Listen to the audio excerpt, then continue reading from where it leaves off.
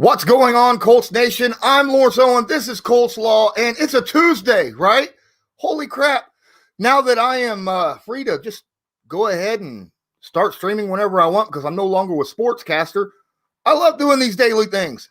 And what's even more great is I have time to sit back and reach out to other Colts podcasters and YouTubers and possibly bring some guys in. And today I have an incredible special guest. A pair of them.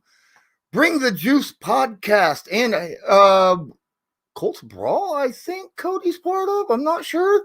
Let's go ahead and bring him in. Here comes Derek. What up, Derek? Here comes Cody. What up, Cody? What's up? Hey. What's up? I don't think many Colts fans out there need a huge introduction, but what I'm going to do is give both of you guys a few moments each. Let Derek go first, then Cody.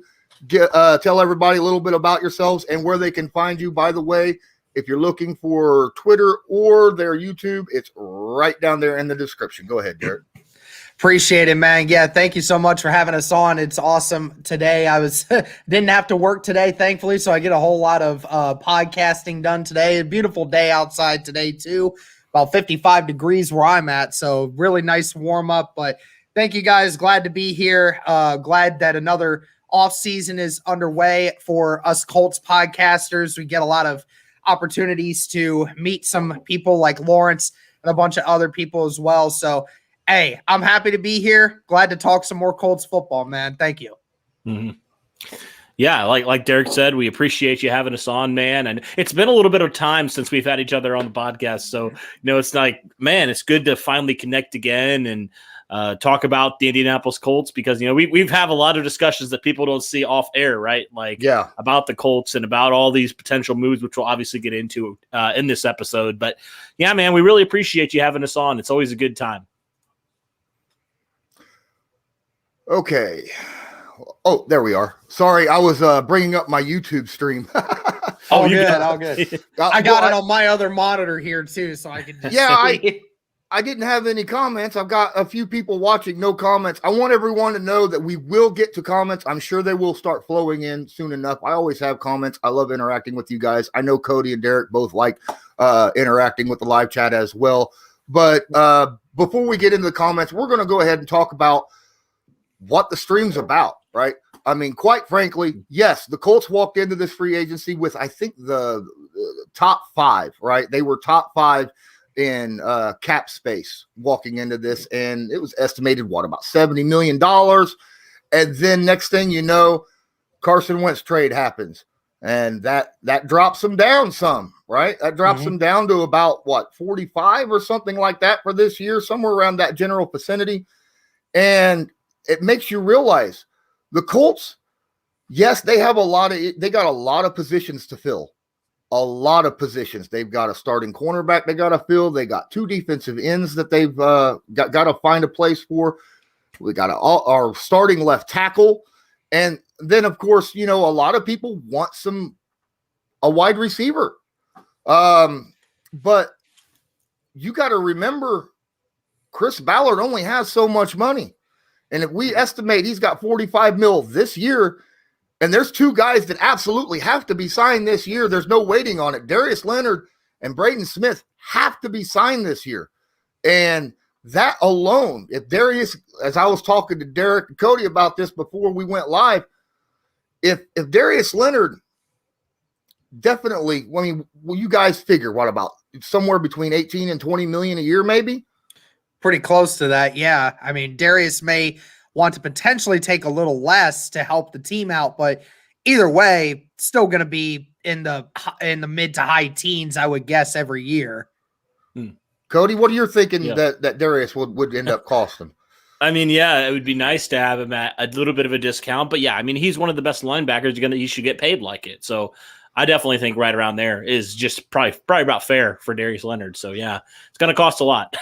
Yeah, it is. And then Braden Smith, who has obviously he was drafted as a guard, expected him to be, that guy behind Mark Glowinski and maybe take that starting spot from him.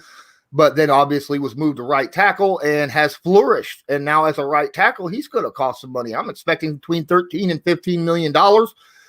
Now, if if Ballard does what he generally does, which is front load contracts, that's going to eat up almost all the cap space right there. If he wants to front load Darius Leonard and say give him 25 the first year and then front load Braden Smith, give him $15 million the first year, that's $40 million gone. So, I mean, there is no extra money after that. Maybe chump change. And yet we're still looking at, we need those defensive ends. We need the cornerbacks. We need that tackle. And we can't get them all this year in the draft. Now, we could fill a couple of those positions, I believe, in the draft. But where would you think would be the best place to go in the draft? I'll start with Cody this time. Where do you think the best place to go at the draft to not only help save money in going in free agency to fill the space, but also, for it long term? So to help Ballard out, kind of balance the books. Yeah, I know we were talking about a little bit off air. We've all, talked about this tackle class, especially, right? How deep this class is. Like you even said it, Lawrence, like there's like 7 or 8 guys that could potentially have first round talent, those type of guys. So, you know what? If I'm Chris Ballard, I'm probably trading back from 21, unless there's like a can't miss prospect that falls to you. I think it makes sense with the depth at tackle, potentially could recoup a 3rd round pick or something along those lines. And then boom, you can address left tackle, you can address corner, you can address potentially like a wide receiver, tight end, or even defensive end. Like there are just so many options you could do there. I do think if I'm choosing though between like, defensive end, left tackle, corner, I'm probably saying I would address, if I have the money, right? That's a big question. If you have the money, addressing pass rusher in free agency. That's a big if though, right? Because you said like, if you front load those contracts, you're not going to have a whole lot of money to pay these guys. But, looking at maybe some of these guys that they're going to pay, like these are the cornerstones of your franchise. So maybe you don't front load it as much as maybe you normally would, to kind of spread it out and be like, look, we just got to bring in some more players as well. But yeah, to answer your question, I think for me, it's left tackle and probably corner that I'm addressing in the draft there at 1-2, presuming you don't trade back. But if you do, maybe you get another position like I just mentioned. Derek? I'm pretty much in agreement with Cody. I think that's how you need to address it. We were talking off air about Orlando Brown, and that's been a name that has been thrown around a lot at all three of us and saying like, what's your thoughts on Orlando Brown coming to the Colts? Well, there's really not a lot to really say about the matter because it's all out in the open. Great player, young, amazingly talented, would fit perfectly at left tackle with any team. But the only issue you have is if you don't have the money specifically to pay a left tackle, which the Colts, if we're being honest, don't really have that much to spend any more on their offensive line than what they're going to. We can't really make that work. So it makes sense to get a left tackle in the draft because it'll cost you less and you can mold them next to Quentin Nelson. It would make sense. I think the only reason that the Colts don't trade back, the only reason they don't is if there's a corner that is there at that number 1, at that 21 pick that they absolutely need to get. If that guy is still there at 21, I absolutely anticipate that Ballard will make that happen, especially if, Xavier Rhodes doesn't end up coming back, from which we were being told. It sounds like he's wanting to test free agency, so it makes sense. But, J.C. Horn was a player that a lot of people are wondering how early does he go. I doubt he's there at 21, but if somehow he is, I'll take him in a heartbeat. But yeah, if he's not there, I expect us to go back, maybe get a corner with that later pick and a left tackle who we choose to get at that time. It makes sense that he would do that because, like you said, Lawrence, there's probably about 7 or 8 guys that are, first rounder, early second round talents for sure. And I can name a couple.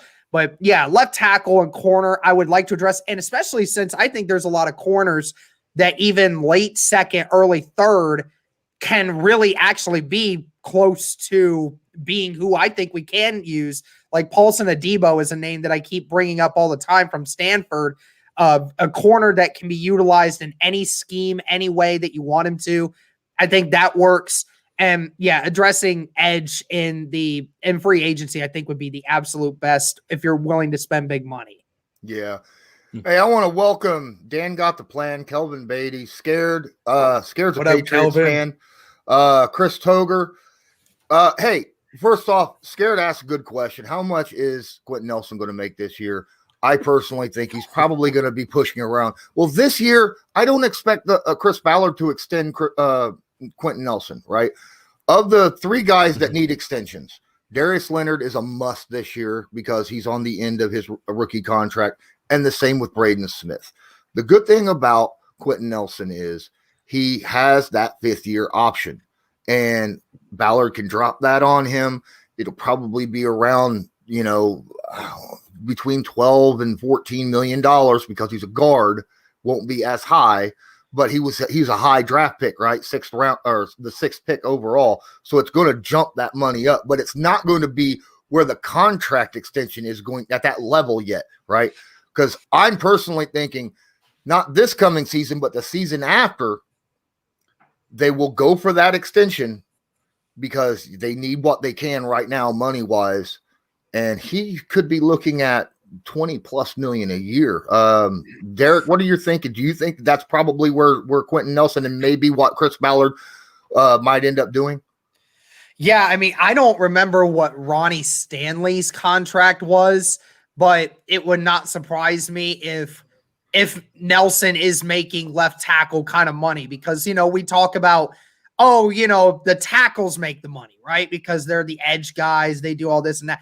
Quentin Nelson, quite frankly, might be the best offensive lineman in the NFL. So what you pay the best guy in the NFL, the money that he wants to keep him happy. And, there's plenty of guys in the NFL right now that are making around close to $20 million a year off of, these teams. And Quentin Nelson, quite frankly, deserves every penny that he gets. I mean, I'm hoping he's one of those people that might say, give me a few less million a year. That helps with a few, but at minimum, I expect 17 million. At minimum, I expect 17 million a year at least. Your thoughts? Okay, Cody? so just in case you're wondering about that, so Ronnie Stanley, 19.75 million per year. Laramie Tunsil's that makes him the second. Laramie Tunsil's the highest with 22 million. So maybe somewhere in between there, honestly. Or maybe even more. I don't know. That's kind of scary to think about, but I mean, he's that good. Like, yeah. Whew, wow. So what do you think? Do you think Chris Ballard will end up pushing back that extension of his and just give him the fifth round option and pushing it back to try to have a little extra money this season, so that he might have extra $5-6 million maybe to spend in free agency this year? Cody? Yeah. I think he should. Yeah. Okay. Sorry, Derek. Go ahead. Yeah, I'm saying when that fifth-year extension at the end of this year comes up, I mean, I think that he absolutely should get the fifth-year extension because that Quentin is most likely going to be the guy that you're going to be paying the most money out of those three big market guys. So you want to keep that contract on the low and wait and keep that extra maybe $6-7 million, however much it actually is going to be. So, it helps you to bring in someone like that. So, yeah, Nelson, when that fifth-year option comes, he absolutely should get the fifth-year option should be picked up for sure. All right, I want to spend one moment real quick. I want to plug myself. Guys, if you're watching this stream, please smash that like button, hit subscribe. I'm on the road to 1K. 1K is a big help. Hitting the like button helps with the analytics. It helps me get my video out to more people here on YouTube. So please, it doesn't take no time at all just to go click. So I'd appreciate it if you do that. Again, thanks Cody and Derek for being here. This is great, man. The thing is I'm a little bit worried about defensive end and cornerback going at those in the draft. We talked about another thing that we talked about because we were on the stream here for about 15 minutes before we went live. Defensive end and cornerback are the two positions that Chris Ballard hasn't been his strongest suit. Let's face it, his strong suit has been safety. His strong suit has been linebacker, offensive line, running backs. Those are his strong suits in the draft. Cornerback, he spends a lot of second-round picks on, and quite frankly, have yet to pan out. Same with defensive ends. Yes, there's guys on there we still have hopes for, but they haven't panned out to be those starting position guys quite yet. So that makes me wonder, is that a situation where Ballard also, there was a reason why he went out and traded that 13th pick to San Francisco to get DeForest Buckner, because he didn't think he was drafting that position, that 3-tech position, very well. Do you think he might end up doing a similar situation, possibly to go after a defensive end pass rusher or a cornerback in a position that he has yet to really draft really, really well? Cody, I'll go. So that is a good point. Like, when you said that, I was like, oh, you're kind of right. Like, thinking about the positions that he's, I wouldn't say, I could say it, I guess, because we all know, we all love Ballard, but he has struggled. He has whiffed on a couple corners, a couple defensive ends. Now, some of those guys are still in the roster, so like they're still to be seen. But as of right now, from where they are, they haven't lived up to that potential. Let's just be honest. They haven't lived up to it. And so, yeah, I could definitely see that happening. That's why I'm such a big proponent, Lawrence, of getting a dominant pass rusher in free agency this year. Because if you can do that, you've already got your interior figured out. You have some young pass rushers with a lot of potential, right? You do. If you could just get a guy that's more of a slam dunk sure thing, that's why I want defensive end personally. That's number one on my free agent list, because you're right. You have struggled a little bit in finding those guys.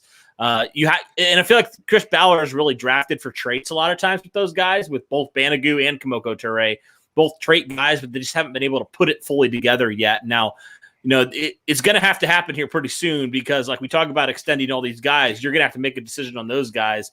And honestly, I wouldn't bring back any of them right now. Maybe Tyquan Lewis on a really short contract, because he kind of showed you something. But between Banogu and Toure, I don't know, man. They haven't shown you enough, I don't know, to warrant another contract. So you're right. I think, yeah, I'm kind of right there with you. I think definitely pass rusher should be a needed free agency. And I think it's okay to admit, we haven't had great luck drafting guys, so let's fill it another way.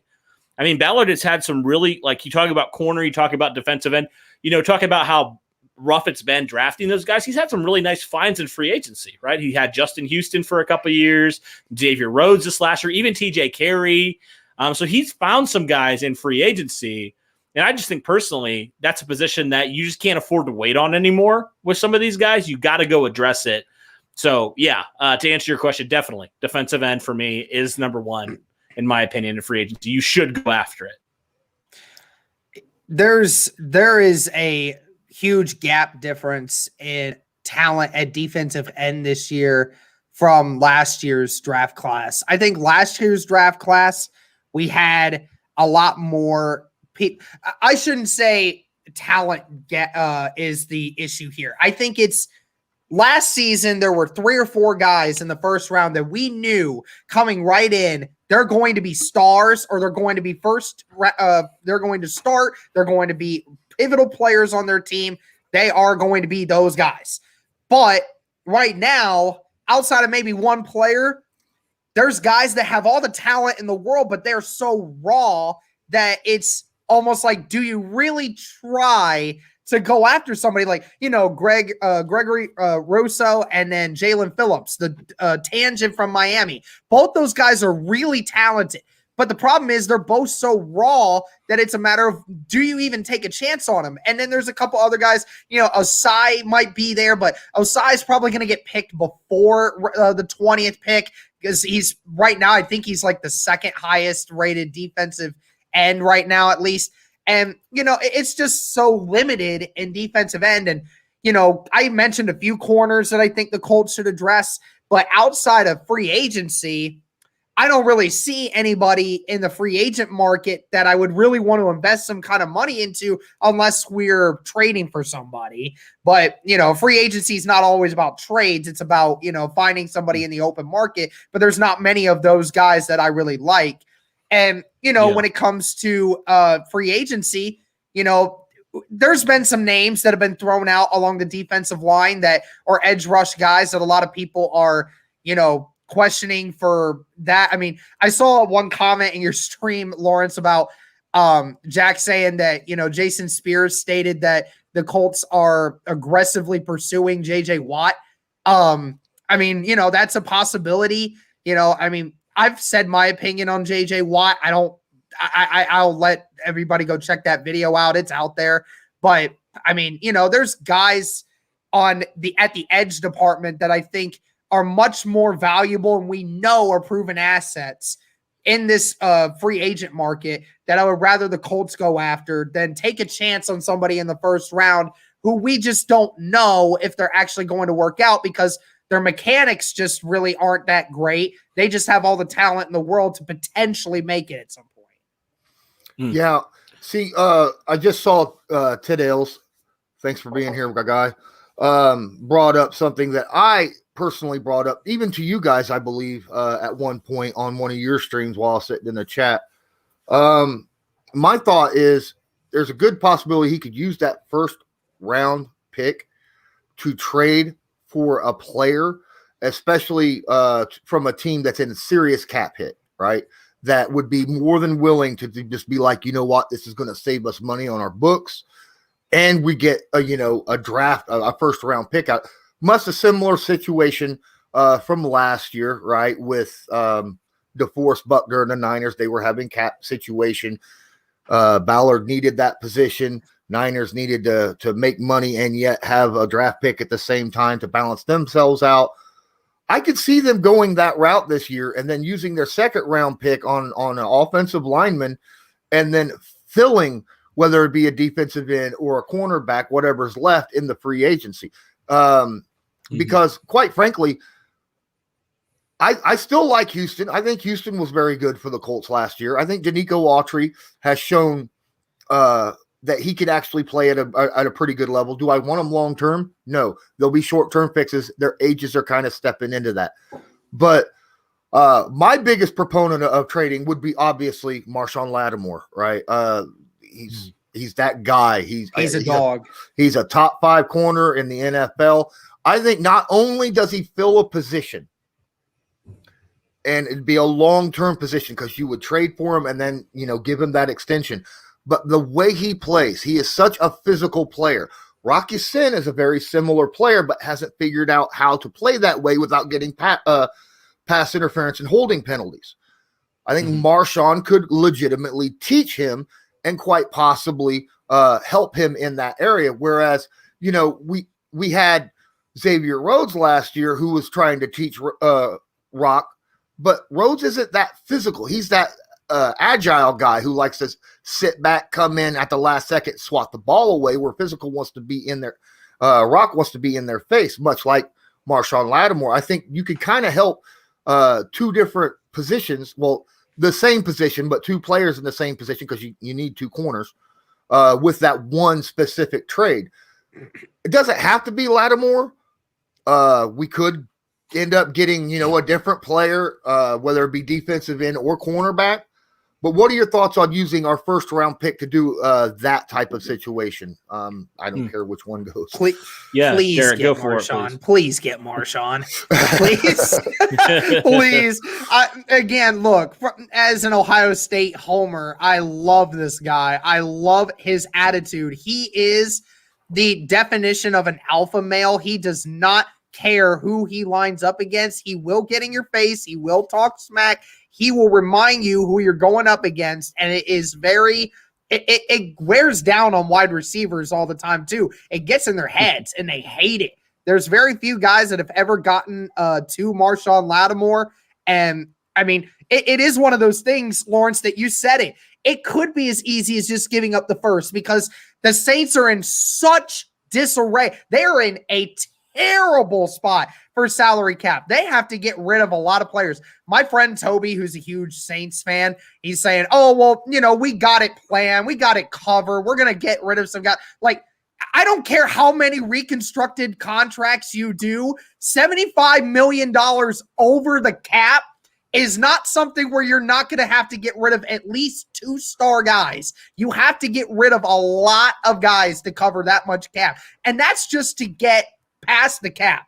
You have to be able to then sign some new people. So, Marshawn, who is one of the best corners in the league, he's going to want a contract. We'll be able to pay him that. We can give the Saints a first-round draft pick to where they can use to get a replacement corner at a lower price.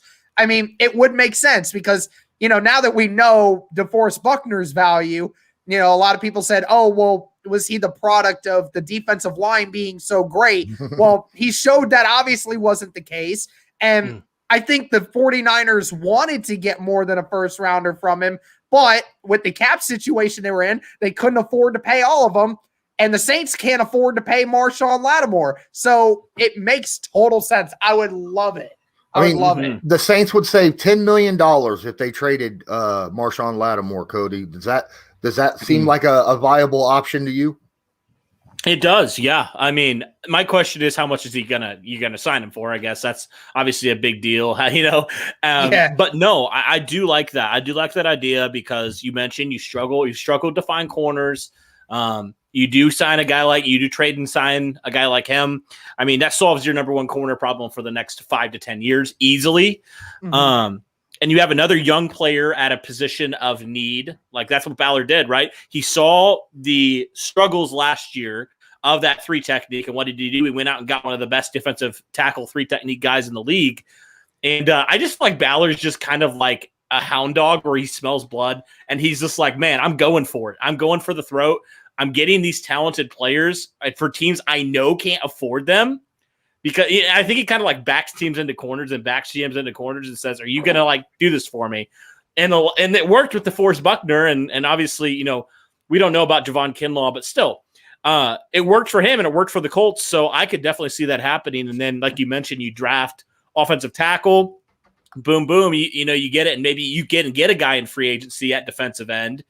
I mean, my goodness, talk about a change there, man. Talk about a change in that defense. I mean, the defense was arguably top 10 last year. I mean, this is a top 5 defense in my opinion, if you are able to do that. No doubt. No question about it. Yeah, totally. Yeah. See, the thing is, you got to remember also about that trade with Buckner last year. You just got done talking about, how much would he cost on the extension? The trade happened. The extension happened the next day, right? And it was like trade extension, bam, bam. And so that kind of makes me think Ballard's reaching out ahead of time saying, hey, would you take this as compensation for your player? And if so, can we speak to that player to try to work out to see if we could come to an agreement on the extension before the trade happens, right? So that, because, I mean, you have to have permission to talk to another team's player. It doesn't matter, unless they're a free agent, which means they're no longer on a team. I think that's a situation that legitimately could happen. There's a bunch of teams out there right now because of the COVID-19 situation has put them in serious cap hit problems, which is another reason why the Eagles traded Carson Wentz on the down, on the cheap, really, at least for what they were considering to be what they wanted, which is absolutely ridiculous. Yeah, that's a whole nother conversation. And on top of the draft compensation, eating up over half of his contract in dead cap. So they saved our butts even further on that. It made the trade even more worth it that people don't talk about. Yeah, it's like that whole situation with the Matt Stafford, Jared Goff. They're like, Matt Stafford ain't worth a quarterback and 2 firsts. And I'm sitting there going, they didn't give 2 firsts and a quarterback. They gave him 1 first and a quarterback and then gave them a first to eat that contract, right? And the same thing. Yeah. Same thing. Yeah, pretty much. Yeah, pretty much. Yeah, you just take the contract thing out of it. Yeah. Yeah. All right. Let me see here. Okay, so Scared comes up and says Marshon Lattimore is going to get the same type of money as Jalen Ramsey, and I honestly, I can't disagree with that at all. That here's the thing. We as Colts fans, and not just Colts fans, it's any fan of any NFL team, always put on the hopes that their favorite players, especially those that are due to make a lot of money, are going to give their team a hometown discount. Now, generally, on their first contract coming off of their rookie contract, They're trying to make as much money as they possibly can because you don't know how long you're going to be in the NFL. One injury away from being unemployed for the rest of your life, right? So that's something that you have to keep that in mind, that even though you're hoping for a hometown discount, most likely if you're a high value guy, they may take $1 million or $2 million off that top end because they're already making so much money on the contract, but it's still going to be a lot of money. You guys, either one of you have anything you want to add on so far that we've gotten to? Any comments in the comment section that you want to bring up? I seen Patrick Peterson something talking about it. I know that Patrick Peterson is one that if there was any cornerback in this free agent class that I would not mind giving a short-term deal to, I would not mind Patrick Peterson. He's the only person, in my opinion, is the only cornerback in this whole free agency that I would be okay with giving some kind of contract to. Outside of that, there's no free agent that is actually a free agent that I would want to invest my time and effort into. There's not one. Not one. Not Sherman? No, because he's 33 years old. I know he's a zone kind of corner, right? So he fits right into the system of what Eberflus is. I get that. But he's going to be around for 2 more years. That's it at the most. And we've already seen him get slower and slower. I mean, if this was 2 years ago, I wouldn't mind doing it because even though he'd be older, I know what Richard Sherman is. But, just being that old, I mean, he's 2 years older than Patrick Peterson. And, I mean, is Patrick Peterson worse off than Richard Sherman? I don't think so. I think Patrick Peterson's a better corner than what Richard Sherman is right now. But, there's just very few guys. I just don't have a lot of hope for this cornerback class. Maybe Ballard proves me wrong and gets somebody. I did hear that Adoree Jackson from the Titans is supposedly not going to be re-signed. So, maybe that's something. I mean, we got to remember there's a few guys that we don't know yet that are going to hit the market. I mean, it is a month away and nobody's really giving away too much yet, but we just still got to find out who it is. All right. The question, if this was actually a good question by Jack here. If we re-sign Justin Houston and J.J. Watt, would we be too old at defensive end? And if you sign J.J. Watt and Justin Houston, now I think they both. I know. I don't think that's something that's going to happen either. But even if it did, it wouldn't be long-term contracts. It'd be a year or two at the most. And right. we would need to find somebody to fill those spots at a later position. Now, no, there's no way that New England's letting J.C. Jackson walk out. I mean, they can do it. They can feel free. I'll go for it. Yeah, feel free to do it, please. Please. Do we? Yeah, where was it? There it is. Now, I'm sure that this is a typo or autocorrect. I think it says, do you think we signed T.Y. Hilton back? Yeah. I don't know. But I don't think that T.Y. Hilton is coming back unless maybe now that we have Carson Wentz. It depends upon how he feels, because I'm 100% sure. I love T.Y. Hilton as much as the next guy, but I am almost positive the man is out there ring chasing right now. I mean, I don't blame him. To some degree, it's like you're getting older. You want to be on the Super Bowl. Maybe the Colts are. I mean, you don't know, but still, I don't blame him at all for exploring his options. He's really realistically got one more contract, right? He said so himself, so I don't blame him. Cody, what are your thoughts? I don't know. I mean, I think all Colts fans, I think we all can agree that we would love to have T.Y. Hilton back, just because over the last decade, we've seen what he's done for this team, and to know he's been the third best wide receiver that this team has ever had. He's a legend on this team. His legacy, whether he stays this year or not, he's going to be amongst the legacy of the best wide receivers to ever come through the Indianapolis Colts. And that's the part that concerns me. as a person that wants to invest money into this wide receiver group, my taking emotions out of it, I would rather spend $12 to $15 million a year on somebody else other than Ty. I'm just saying, 12 to 15 million. I could get a stud $15 million a year wide receiver at half of the experienced age than with T.Y. Hilton, just because T.Y. Hilton's not going to be a long-term thing. Says that once he gets this next contract, he knows he's done. He's not going to want to go any further. I mean, I would love to keep him around for a good term deal, but the only issue is I don't know. I really don't know whether he wants to stay, how much money he wants. It's just so hard for me to tell. Yeah, I if he re-signs with Indy, I would be surprised. Now, Indy is, I think they're a legitimate. If Wentz works out, they're a legitimate contender in next year's playoffs. But obviously, that's a big if. We're still waiting to see. He hasn't taken a snap with the Colts yet, and so I mean, there's a lot of upside there, but we still got to figure it out. So it really depends upon how Ty feels about that. It's not necessarily whether or not Ballard or Reich wants him back. It's left on Ty. Here's a good younger defensive ends in this. I love the Ngakoue. I wouldn't even mind Clowney. I wouldn't mind taking Clowney on. Honestly. Cancel me out on Clowney. But I think the problem with Clowney is I think he's going to take up a chunk of money.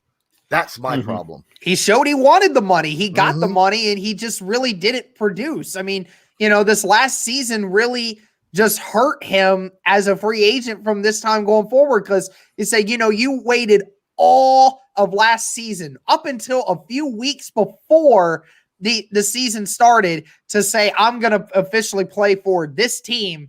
And then you finally show up and you're hurt half the year. You don't really produce sack numbers. You're a glorified Justin Houston at this point. I mean, gets a few sacks here and there, does good on the run defense, but you're just not worth $15 million a year, bro. I mean, Ngakoue and Akara, I think those guys are definitely names that 12 to 15 million a year could suffice. I like Ngakoue now. I first didn't really want him at first because I knew what kind of person he was in Jacksonville. I think he's kind of grown out of that a little bit. I think he's kind of shown what he can become. And, in limited amount of time last year, he had 8.5 sacks last season in 13 games played. So, he's a guy that can still produce, and he's 26 years old. He's 26 years old. He's young. He definitely has the pass rushing ability. And if you didn't want to pay top dollar for a defensive end, then Ngakoue would be a good choice. Cody. Ooh, yeah. I mean, you look at this, how deep this free agent class is. It's kind of like a similar argument to what I would say, for offensive tackle, right? This class is so deep, you let those bigger guys like the Lawsons and some of those guys get those huge deals, and you find a steal like the Yannick Ngakoue or one of those guys like that that's not the 1A type of guy, right? But still a very good player and a young player in his own right. Maybe even like a Clowney. I could see that being more of a Ballard move, especially because your checkbook's really tight now. I could see maybe him taking a risk on a guy like that. I mean, Ballard has said as much about guys with potential character concerns. He said, I feel like we can handle that in the locker room. And Ngakoue would fit that perfectly. For a guy that's young, he had some question marks in Jacksonville. I mean, he's been on, this would be his 4th team now in the last year. So, I mean, that tells you something right there a little bit, but also it's okay, well, maybe you feel like we can handle a guy like that kind of personality. Obviously, it didn't work in Jacksonville because everybody had that personality and nobody could rein it in. But I feel like if there's a locker room and a coach that can do that, it's definitely the Colts. So I would personally be fine with that because you're not going to spend as much money and you're going to get potentially a very good pass rusher as well. Okay. All right. Another question. Dana Carr here asks, Derek, what about Shaq Griffin? What about Shaquille Griffin over there in Seattle? Yeah, I've heard some people mention his name, and I think Shaq Griffin is a is a decent corner. I definitely think that, again, it's in that same situation with Ngakoue. If you weren't wanting to spend big money on a corner, then, Shaq Griffin could be a good substitute. But again, I think it's just more about finding the true number one guy at that position. Do I think Shaq Griffin is that number one guy? No, I don't really think he is, because, I don't remember Shaq Griffin's numbers off the top of my head, but that defense for Seattle did just give up the highest yards per game total of any defense ever on passing. So, he's a part of that. So he certainly wasn't any help to the solution. So, don't get me wrong, their whole defense was trash last year, but their passing defense was absolutely atrocious. It's why they weren't better last year, because they just could not do anything defensively. And Russell Wilson had to play hero ball all year long. So, again, a guy that, if you can get on a good deal, that's fine with me, but just not a guy that I want to invest a big contract into. Sure. Yep. I'm right there with you. Okay. All right. So to get back on track on what this stream is about, I believe one of the most important things Chris Ballard has to be able to do is continue to do what he's already done, and that is hit on those mid rounds, those third round, fourth round, fifth round draft picks. Helps keep the money down low, and if you're hitting on them and they're providing play on the field as starters, I mean, you think about it, there's a reason why Anthony Walker Jr., what was he, like a fifth round pick? Right. And he's been a starter almost his entire time here. I'm a little afraid that that's the situation that Ballard has. He has to hit more on those than he does on his first and second round picks, at least in the next couple seasons, just to keep the money down a little bit low so that he can continue to sign some of these other guys. Because it's a rollover situation. I just hit my mic. Sorry, guys. It's a rollover situation, and you got to keep that flow of players coming in. It's going to suck for Colts players from here on out, but you're going to see a lot of guys that get drafted by Ballard that work out but end up not getting extended because you just don't have the money because they played above what the Colts can afford. So you got to be able to keep hitting in those mid rounds. Mm-hmm, absolutely. Saw somebody in here talking about Anthony Walker saying he's going to walk. Literally. Can you afford him? I don't know. Like, with everything you have to do, there's some guys I don't know. Yeah, Anthony Walker, I honestly believe the Colts can't afford him. I love Anthony Walker. I am a huge proponent of wanting to bring Anthony Walker back. I think he's top 5 middle linebacker. When I mean middle linebacker, not an outside linebacker. I don't care if it's a 3-4 or 4-3. I think he could play either or, because he's that good of a run-stopping middle linebacker, and he knows how to read an offense very, very well, get the defense into position.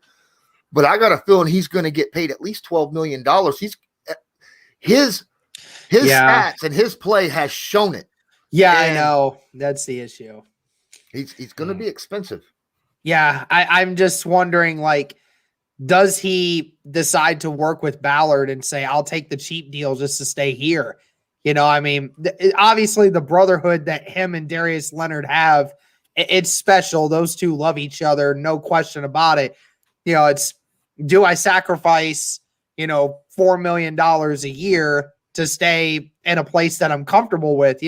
Some guys do that because, it's sometimes not about the money. It really isn't. Sometimes it's not about the money. Sometimes it's about staying where you're comfortable and staying where you can do what you need to do.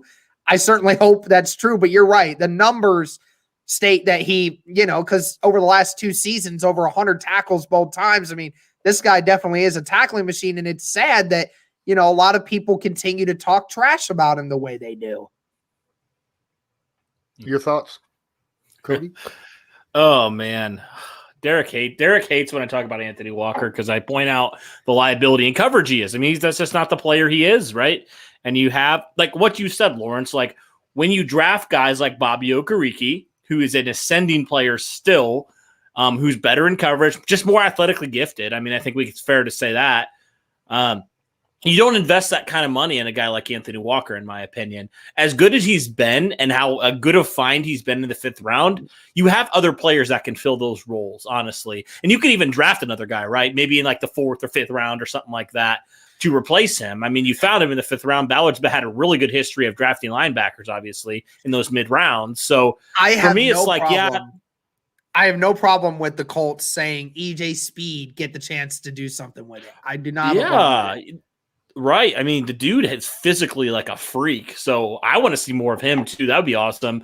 Even like, I mean, Zaire Franklin was playing pretty well there with the snaps that he was given. He'd play more of that Sam linebacker, more what we saw, I believe, in like 2018 kind of thing. Yeah. I would think if they do go that route, and I would be perfectly okay with that, honestly, because he's a pretty solid player in his own right there. But yeah, I just think there's other needs like we've talked about that are more premium and more pressing where you really don't have a great solution.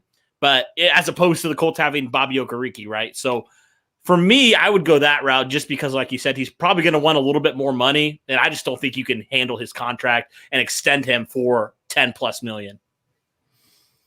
Oh, this is going to be very controversial. And I got a feeling I know where this is going to go, but I'm going to bring it up anyhow. Ant. I love you, my guy, but I think we're going to get the cancer out of the locker room. Oh, my God. Also, not to mention, how old is he? 30? Isn't he like 30? I was say he's plus 30, isn't he? Like, oh, yeah. Again, I don't want to keep adding 30-plus-year-olds to the secondary. Y'all keep thinking that Xavier Rhodes was the guy that set the precedent that anyone above 30 can come to a new team and all of a sudden just go and do whatever. Xavier Rhodes was an exception. Xavier Rhodes has been a great guy. He was just missing he wasn't healthy, and not to mention he was missing some instruction. Instruction does not fix you punching teammates in the face. That does not change anything, okay? If he's going to punch his teammates in Baltimore, he's going to punch his teammates in Indianapolis. I don't care. Hold on. I got to bring this up. It's funny you was mentioning that, and he says, show him the ropes. What the boxing ropes? Oh, my God. Oh, shoot. Oh, wow. Okay. No, I just think it's for a serious thing here. Why would you? You have Julian Blackmon. There's no really need to invest that kind of money in a safety and also think about it from his perspective. You're not going to start if you come in, I wouldn't think. Like, why would you come in, draft Julian Blackmon, have him have a really great rookie season, and then replace him with a guy that's, pushing 30 plus, I don't really see the logic in it. Honestly, I get potentially like the talent, but you don't really need that talent at the safety position. If it was any other position, like if it was corner, if it was like defensive end, like some of the positions we've talked about, I'd be like, maybe so. But for this, I just don't see the need at free safety. Yeah. Especially with the fact, I mean, if we needed a free safety in our team, like you said, go re-sign Hooker if we needed to. I mean, right. That's just how I see that. He does bring up, I like TJ Carey, but here's the thing. The huge difference. He's not a locker room problem. He's not going to cost as much, and he's in a position of need, right? He's a cornerback. He's not a starter. He was a role player. The only reason he came in late in the season was Rocky Sin was getting destroyed, and then ultimately he started starting. I mean, TJ Carey was a role player in specific passing situations, deep passing situations, and it worked. You're not going to do that with Earl Thomas. There's no way to fill him in like that. Sure. What in the world? What? No, I'll tell you what. If Montez ends up on our team, Jack Doyle will probably light him out. I'm sure True. Jack Doyle has some nice things to say to him too. Right. Oh man, no. Oh wow. Please don't. Well, at least, hey, this is great because I love some of these. I think they're legitimately posting them for a laugh, which I am perfectly okay with. I don't think these are trolling, and I don't think some of them are serious either. I think it's actually out there for a laugh, and I love getting a laugh out of some of you guys. It's great. Well, fresh 21-year-old legs versus 30s that lawsuit. He's talking about drafting.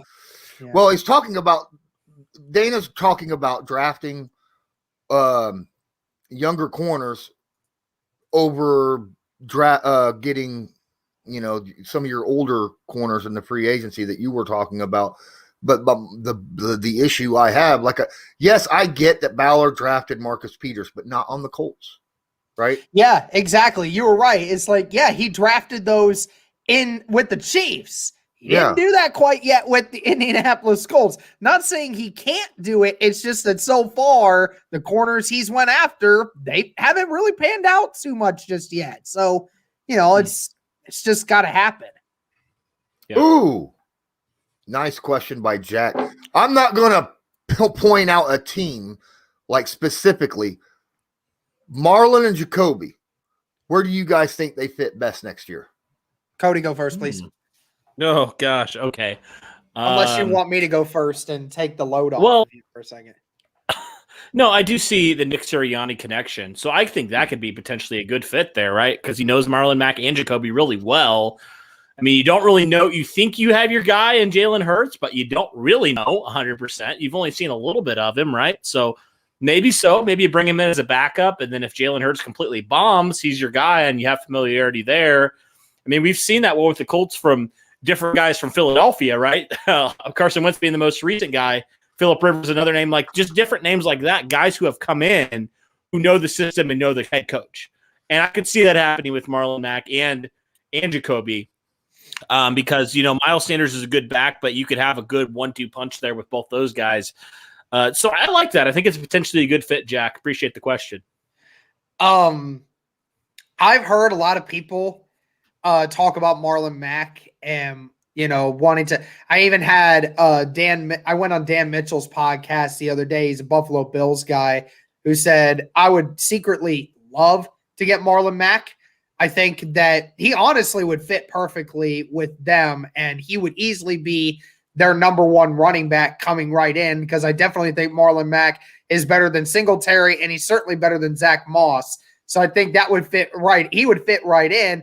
And, you could probably get him for cheap right now because, he's coming off a rookie deal and, being stuff like that and with the injuries. But Marlon to Philly or to Buffalo or to some of these other teams, I definitely think you could see that. With Philly specifically, I don't know why they would want to bring in Jacoby because, I see why they got rid of Wentz because Wentz, it costs more and they need to figure out their cap situation. But Jacoby Brissett being the potential long-term solution to their quarterback needs, I don't necessarily think they're going to do that. There's a lot of people who seem to think that Philadelphia is going to draft a quarterback again with their 6th pick overall in this draft to truly find their guy. So I can't even tell who goes to Philadelphia anymore because they just seem to pull names out of a hat and they just keep coming this way. I don't know. The connection between the Colts and the Eagles right now is a love-hate relationship. But Marlon, I honestly do hope Marlon goes somewhere where he actually is going to get utilized a lot more and be the number one, because he's not going to do that here in Indianapolis anymore. I'd love for him to go to someplace, but the only issue is if Marlon goes to Philly, you got Miles Sanders still there. Miles Sanders is the number one back, the guy that can put up, over 1,500 yards from scrimmage any year. I mean, that guy is phenomenal, and Jacoby's not going to beat out Jalen Hurts. I'm just saying that. No, I do like the Marlon to Buffalo that you brought up. I think that is a great fit. Philly, McChicken, another guy. He's a Patriots guy, but he thinks that Marlon Mack to Miami is a good deal, and I think that's also a good place that he could go to. I think Jacoby could go to Philly, or not Philly, the Patriots, but I don't think it'll be right away. I think it's a situation where, in all honesty, I think Jacoby Brissett will sit back and wait until after the draft, see who's gotten what they need, and then see where he fits best and provide his services. Because Jacoby Brissett is, a high-end backup that can fill in as a starter, as a bridge quarterback if needed. He's done it.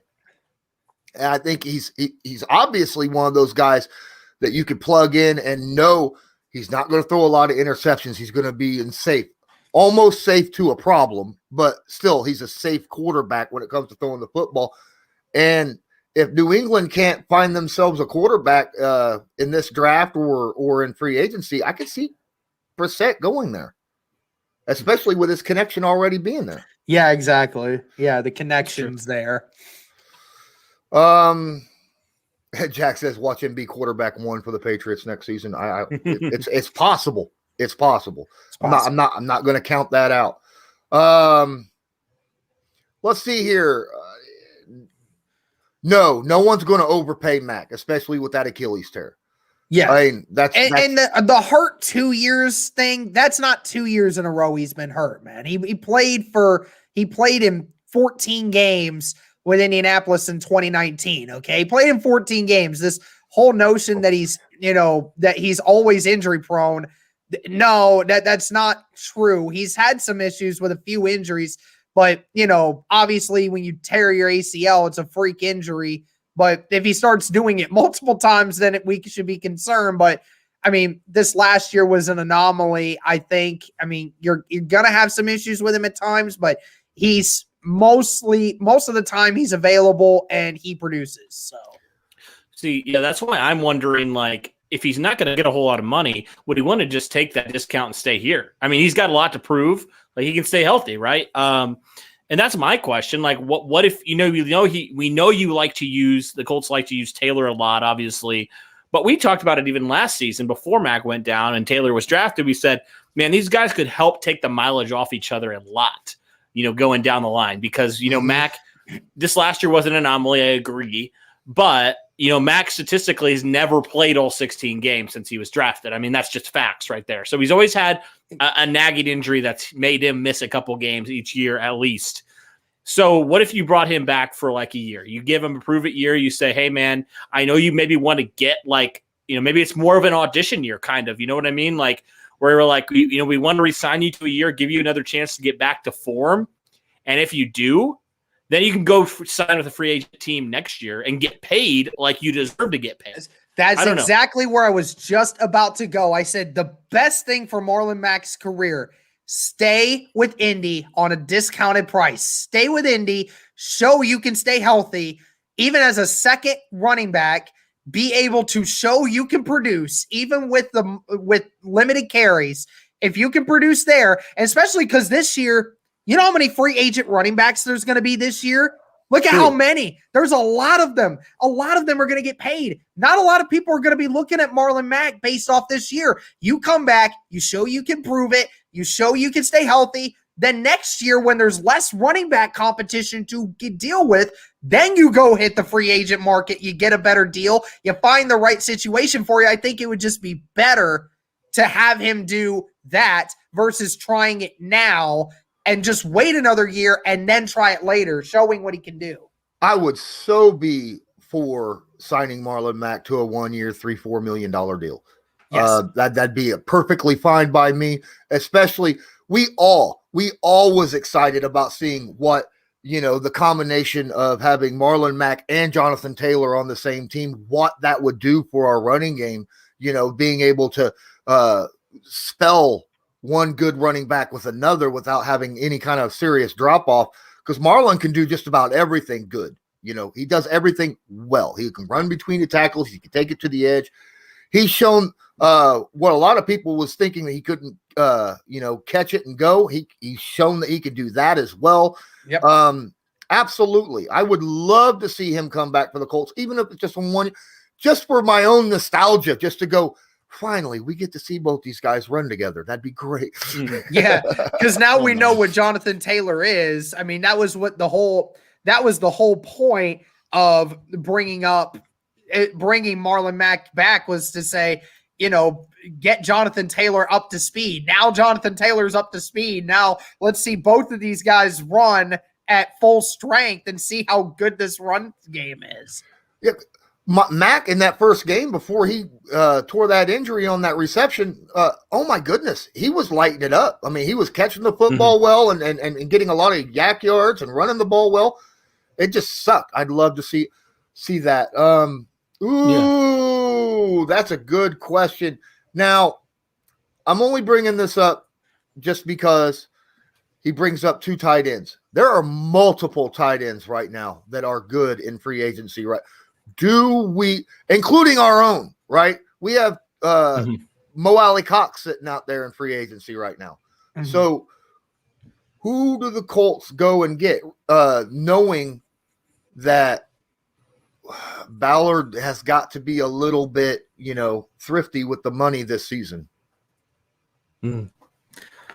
Oh, man. Go ahead, Derek. I got to think about this one. Well, my opinion is if you sign Henry, then that would take the option of wanting to get a big name wide receiver in free agency, because Hunter Henry would be that guy. And we know Carson Wentz has always liked to use his tight ends. So he's been very tight end friendly for most of his career. And Hunter Henry is that guy. He's still young. He's been one of the best pass catching tight ends in the NFL, even, being with the Chargers for several years. I mean, we know how difficult that must have been, but Henry is going to cost more. That's ultimately why, because he's a better tight end than Zach Ertz. I mean, basically, you get Hunter Henry, it would cost you more, but you got a true number 1 tight end that you can rely on at any time to catch the football. And I love that because that would help in the red zone as well. Ertz would cost you less money. There's less potential, but there's a lot less risk that comes along with it because you wouldn't have to pay him as much. The connection with Carson Wentz is there. I would like either one of these guys. And honestly, if you were going to go with Henry because then, like I said, you don't have to address the wide receiver in free agency. You don't have to do that. You can get a receiver in the draft, and there's a bunch of them later in the draft that you can certainly go after. I can name a few right off the top of my head that I would rather do than, go after a big name wide receiver and still have a question mark at tight end. I'll throw out another name. Jonnu Smith is very interesting to me. The Tennessee Titans tight end. You might command a little bit less money there, but he's got a lot of upside too that I'm really intrigued about. He's pretty young. I think he's mid-20s now. So I would be intrigued by him potentially to get him on a little bit of a cheaper deal than both those guys, but he's certainly an athlete, that's for sure. But yeah, I think, for sure, I think that Zach Ertz would be the cheaper option for sure.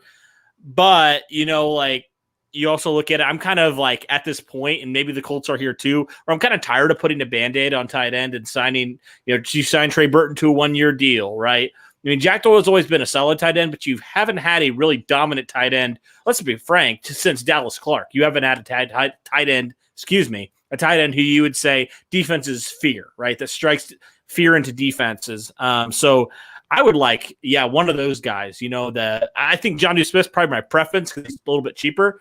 But any of these guys you can't go wrong with. I just think, tight end, I would like for them to upgrade in some way. So, if you're having the same contract, certainly you go Henry because he's younger, he's a better athlete, all that kind of stuff at this point in his career. So, that's what I think about. Zach Ertz is not getting paid the same as Hunter Henry. No, he's not. But if he was in this scenario, right. I want to bring a name up to you guys. Now, the reason I love Jack Doyle, and I think a lot of people do, is, the Colts want to run the football first. He's a great run blocker. Plus, he can catch the football out of the backfield. Is he going to burn anybody? No, but he's got solid hands, and, he's that safety blanket for a quarterback. I think there is a tight end that is very similar to Jack Doyle that'll only cost you $4 or $5 million a year. You can sign him for a long-term extension, and he's young, and that's Jacob Hollister. It's definitely a name. Very definitely. So there's people in your chat getting triggered at the fact that Cody mentioned that the best tight end we've had since Dallas Clark. Okay. We can't disrespect Ebron like that. And Kobe Fleener had his moments. I will disrespect Eric Ebron as much as I want to. The only reason that man is relevant is Andrew Luck. This is the only reason he's relevant. Only reason. Clip it and send it to him. I don't care. More drama. Great. What? You think anyone's going to care that much about how Ebron feels about you and I, Cody? If anything, I think people would enjoy that.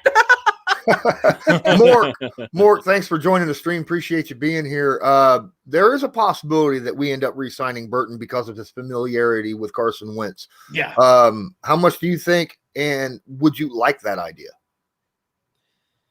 I think re-signing Burton would be nice. You know, like you said, the experience with Carson Wentz, they both run the same system. They know each other's preferences, even though there's not a lot of chemistry there. There is some. They do understand how each other work, but you know, again, it's the tight ends. We just don't have a tight end that really warrants a giant contract currently. I kind of liked Burton's deal from last year, how, you know, he was getting paid $8.5 million, but it was actually funny because the Bears were actually paying him $5 million to play for the Colts. So we were only paying him about $3.5 million last year. So, you know, we were paying him less than half of what his contract was. So, you know, bringing Burton back for cheap would be good. I think early in the season, they tried to get him involved too early. And I think that's why he didn't do so great. But then later in the season, he started making some great catches. You know, we saw in the Bengals game, he was multi-purposeful. You know, in the Green Bay game, had a great catch. You know, he's shown he can be very effective in the red zone. I mean, if I was wanting to bring back two tight ends right now, you know, I would like to keep Burton and Cox. I mean, I love Doyle, don't get me wrong, but Doyle's the oldest out of all of them, and he's got the shorter career. And like you said, he's not a liability in pass coverage, but in passing, but he's not a guy that's going to blow the socks off of any defense. You know, I think a lot of people will probably be like, well, what about that touchdown against Buffalo? Yeah, but that was a blown coverage. There's a complete difference. He did not break somebody's ankles and then do something with it. So, yeah, that's the two I would keep. All right. Well, guys. Derek, why are you disrespecting my boy Jack Doyle? Oh, man? Come on now. This is not cool. Yes, it is cool. Not cool. I love Jack Doyle with a passion, okay? I love him. I do. I really like him as a person, as a player. Do you actually? But, yeah, I absolutely do. Just because I can also be critical about, you know, he's not the most excelled tight end at catching the football. I bet you Derek does not have the what would Jack do bracelet. No, I don't have one. That was a thing, right? That was a big thing. I remember hearing about that. Yeah. Yeah. Oh man. Oh, but I mean, he's a loved tight end, not just by fans, but the locker room. I mean, the Colts themselves, you know. So yeah. It's a situation. I personally want a tight end that can block. I don't want a Trey Burton that's our number one. I don't want a number one tight end that cannot block.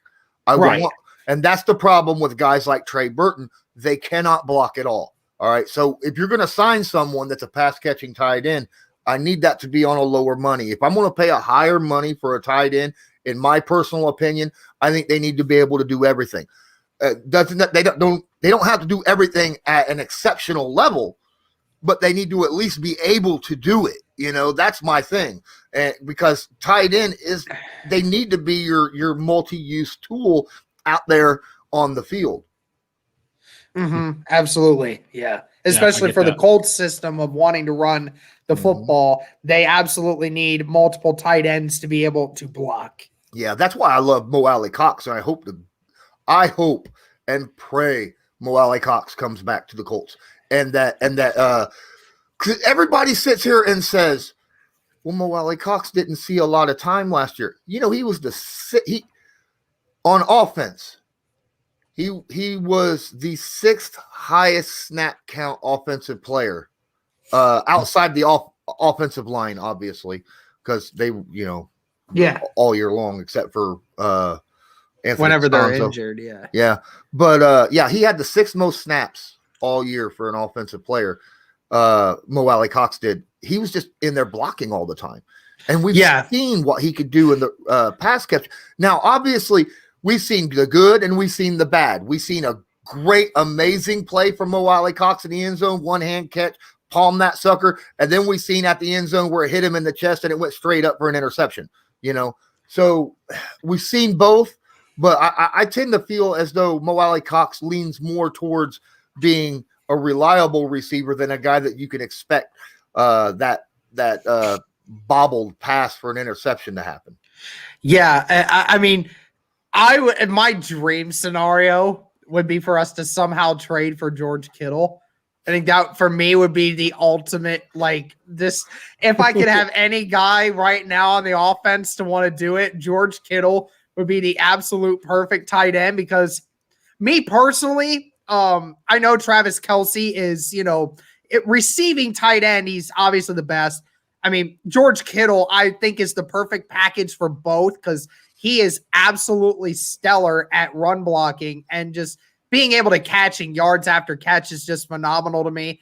I know he had a lot of injuries last year. I mean, all of San Francisco did, so I'm not going to take that too hard on him, because, everybody in San Francisco got hurt last year. So, but George Kittle would just be a dream to land right here, because Frank Reich would just love to have him on there. Seriously.